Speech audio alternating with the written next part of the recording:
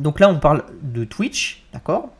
Donc ils ont racheté Twitch pour 970 millions de dollars, alors que Google avait proposé 1 milliard, mais pour des questions d'antitrust, chez Twitch, ils avaient jugé que ça passerait pas au niveau de l'antitrust avec YouTube, donc ils ont préféré se vendre à Amazon. L'année dernière, donc en 2018-2019, Amazon faisait moins de chiffre d'affaires que ce qui était prévu, d'accord, sur Twitch.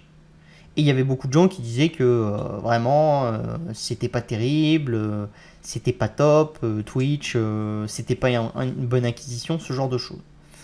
C'est omettre toujours la valeur d'un actif, ce que vous apporte de non financier un actif. C'est-à-dire que quand vous raisonnez dans une entreprise en raisonnant que sur des critères financiers, vous pouvez louper énormément de la création de valeur de la société et de la stratégie de création de valeur de la société.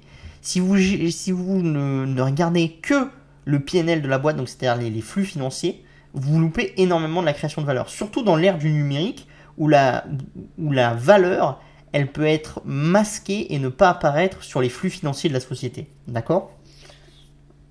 Donc Amazon dans le gaming, c'est 10 ans d'échec dans la création de jeux, une monétisation sur Twitch qui est balbutiante.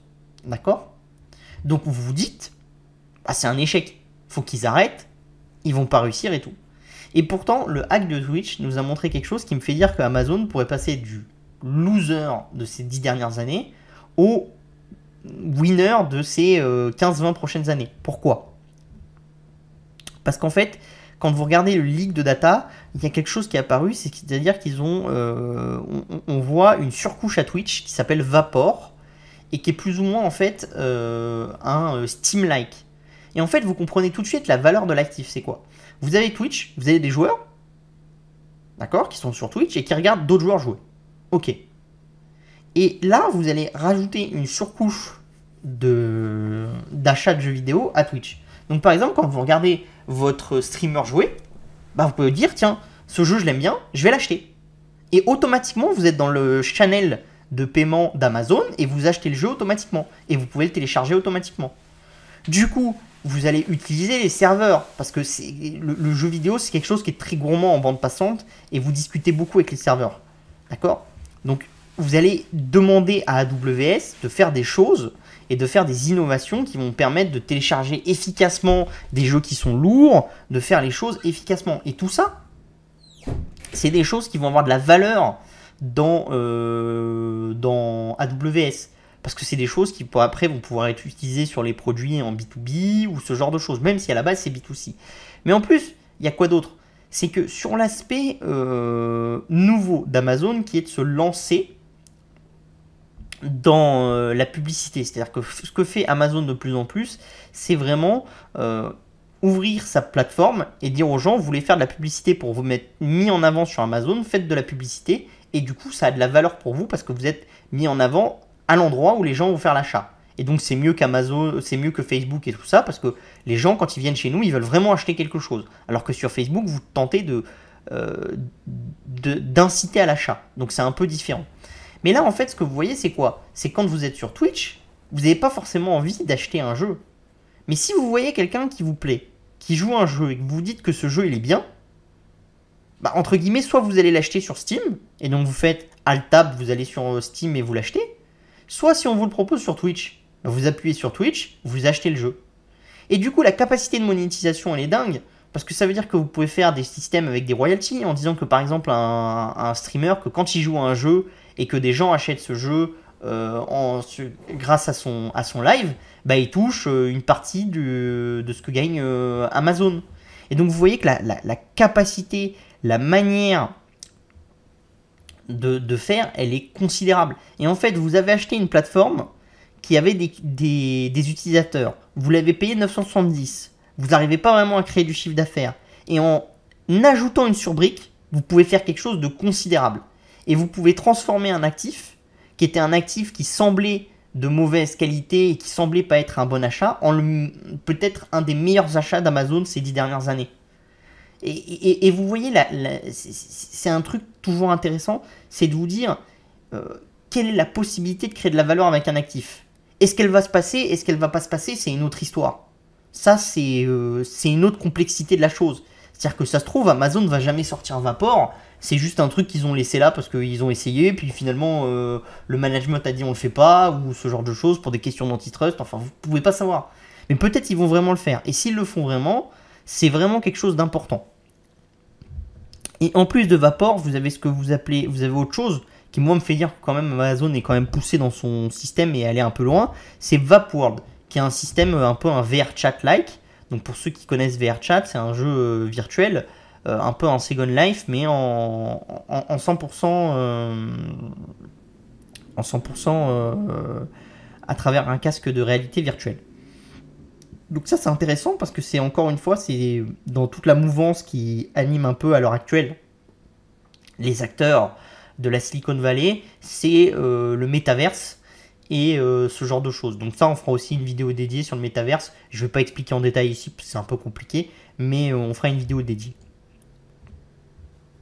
Donc déjà, ce que vous voyez, c'est que Twitch, c'est intéressant parce que ça permet à Amazon de sortir New World et de réussir. Là, ce que vous voyez, c'est que en numéro 1, enfin, sur l'écran là, vous avez pardon. Sur l'écran là, pardon. On va y arriver, pardon. Voilà. Sur le premier slide, vous aviez New World. Et vous avez les pics de nombre de personnes qui regardent sur Twitch. D'accord? Donc vous voyez, vous avez un pic en juillet, après là. Et vous faites un pic à un peu plus d'1 million de personnes qui regardent du New World sur Twitch. Là, vous avez Dota, qui est un jeu un peu plus installé.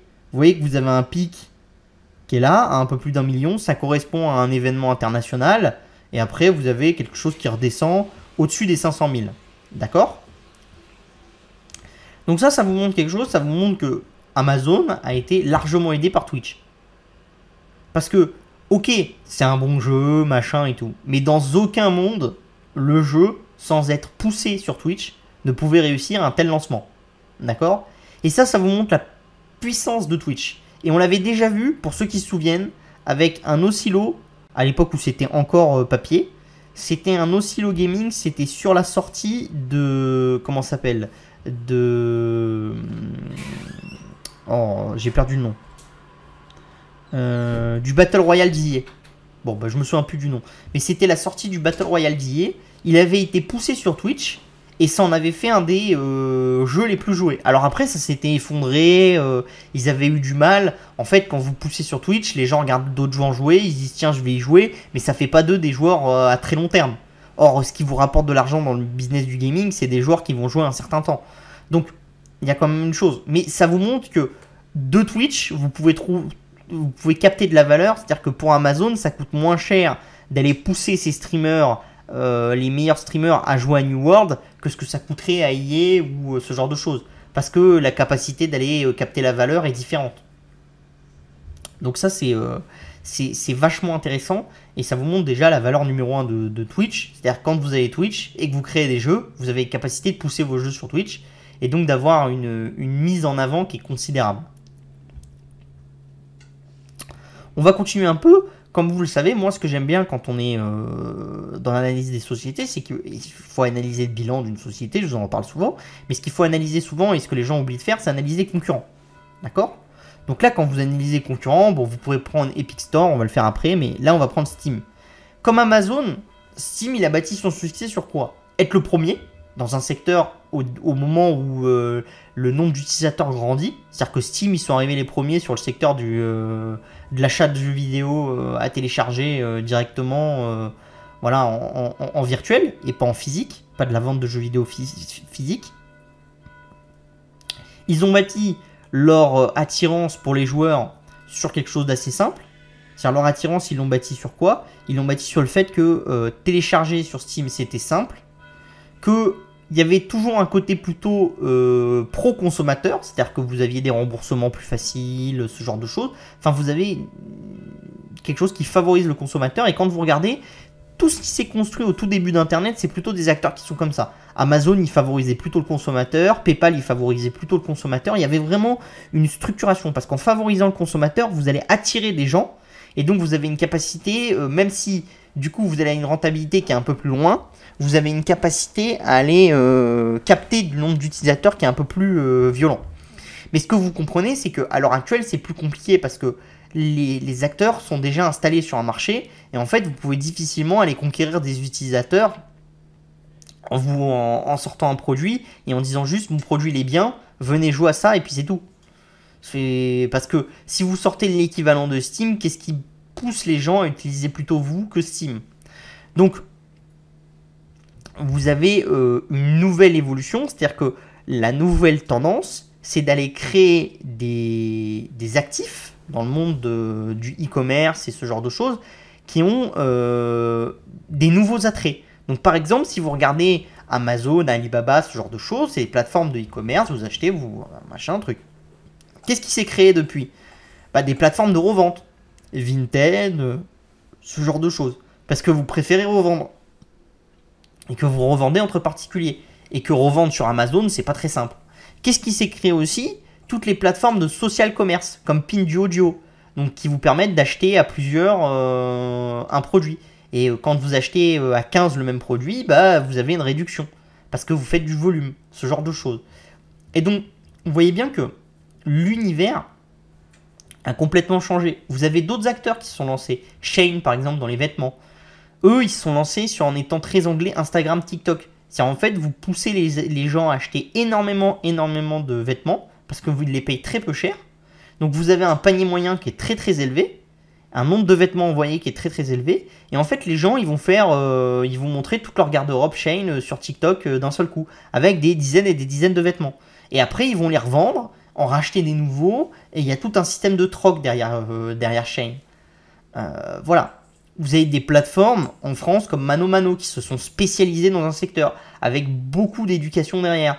Vous avez eu la même chose sur le secteur de la voiture avec Oscaro, ce genre de choses. C'est des gens qui ont pris de la part de marché à d'autres parce qu'ils ont apporté de la connaissance. Parce que quand vous voulez changer une pièce de votre voiture, vous n'êtes pas forcément garagiste. Donc en plus de vous vendre la pièce, il faut vous donner le matériel éducatif pour que vous puissiez changer la pièce. Donc il y a toute une nouveauté de l'e-commerce qui se met en place. Et c'est là-dedans que c'est intéressant. Parce qu'en fait, vous vous dites que Twitch, ça peut un peu être le social commerce du jeu vidéo. C'est-à-dire, par exemple, le streamer peut vous dire, si vous êtes 10 000 à acheter le jeu, au lieu de le payer 25 $, vous allez le payer 20 $. Et comme il a 100 000 personnes qui le regardent sur Twitch, s'il y a 20 000 personnes qui achètent le jeu, voilà, et vous avez fait une économie de 5 $.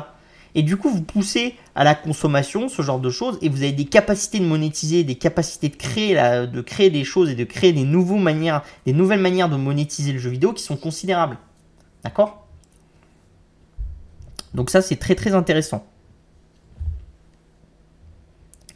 Donc voilà, bon, ça je l'ai déjà dit, hein, en intégrant Vapor dans Twitch, c'est vraiment une capacité d'Amazon d'aller faire beaucoup plus, d'accord, que les acteurs. Pourquoi c'est intéressant? C'est intéressant pour Amazon déjà, pour gagner de l'argent, mais après ce qui est intéressant, c'est que c'est intéressant pour d'autres acteurs. C'est-à-dire que si vous aviez des capacités de monétiser vos jeux sur Twitch, qui sont améliorées avec des capacités de vente directement sur Twitch, pour les acteurs pour lesquels ça serait le plus intéressant, ça serait les AA, d'accord?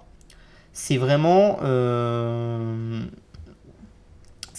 une bonne manière de créer de la valeur pour les acteurs comme Focus et tout, parce que c'est des gens qui n'ont pas forcément le moyen de faire de la publicité très poussée à la télé, ce genre de choses, mais qui pourraient tirer profit d'un système un peu amélioré sur Twitch qui soit un peu un Facebook du gaming, avec de la publicité ciblée pour les gamers que pour les gamers, et du coup il y aurait un peu plus de capacité de créer de la valeur et d'aller trouver de l'attraction. Pour un autre exemple, c'est quand vous regardez le chemin pris par Epic, par exemple, avec l'Epic Store, c'est quoi? C'est d'aller dire, en offrant en offrant des jeux aux joueurs, on va attirer les joueurs qui vont venir, et en offrant des services à forte valeur ajoutée aux développeurs, on va attirer des développeurs pour développer sur notre plateforme. Donc c'est quoi les services à forte valeur ajoutée? C'est héberger le jeu en ligne, c'est donner des outils de développement aux développeurs, ce genre de choses. Et en fait, vous allez attirer du coup les créateurs sur votre store, et en attirant les créateurs, ça va attirer les joueurs qui vont être attirés par le jeu. La problématique, c'est que la plupart des grosses sociétés qui sont créées ces dernières années, elles ne sont pas créées là-dessus. C'est-à-dire que ça, c'est ce qui s'est créé au XXe siècle et au début du XXIe siècle. Mais quand vous regardez ce qui s'est créé ces dernières années, c'est pas du tout ça. Ce qui s'est créé ces dernières années, c'est des plateformes sur lesquelles on a essayé d'attirer les utilisateurs.